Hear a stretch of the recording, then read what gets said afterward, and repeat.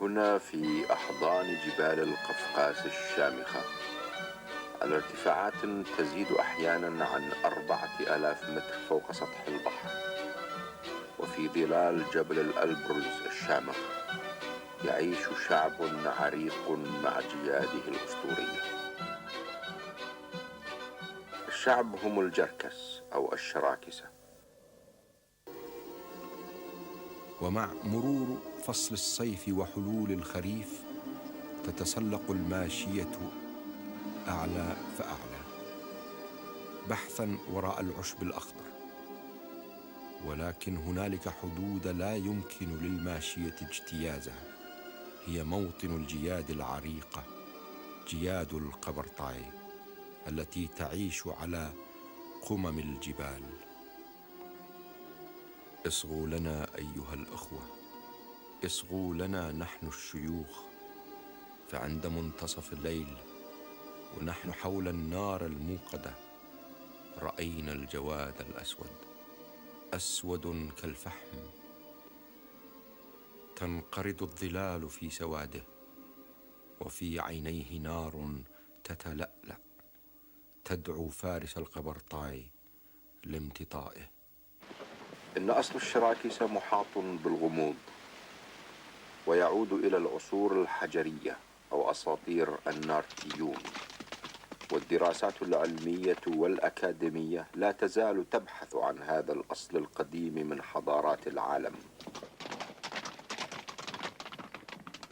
وأما الشعب الشركسي فالمعروف أنهم ينتمون إلى قوم الهنود الأوروبيين، أو ما يسمى بالغرب إندو يوروبيانز.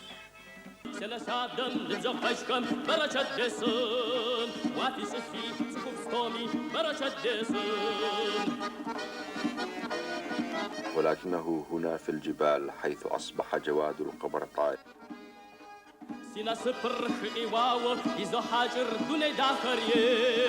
Si ka këta për të skuarazu Më rëdër së vgjëzoje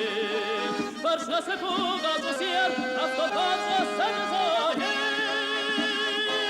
Sja dëgu Si ka të shëm për qatë desën Se në sadëm në zo pëshkëm për qatë desën Vati zëfi që kufstomi për qatë desën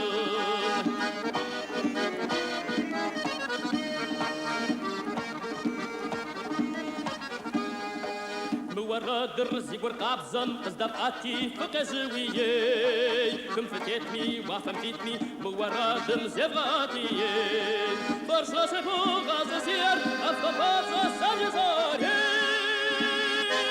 سيادقو سيفاق دشان برشاد بسن سلا شادم لبزاق بيشكم برشاد بسن وفي صفي سكوف ستومي برشاد بسن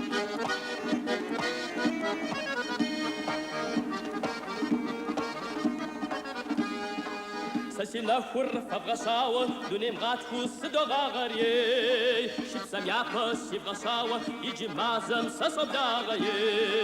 برشا سفو غازو سير أفضفاز سجزار سيادقو سيكاد دشام برشا دسن سلا شادم لبزا خيشكم برشا دسن واتي جفي تكوب ستومي برشا دسن برشا دسن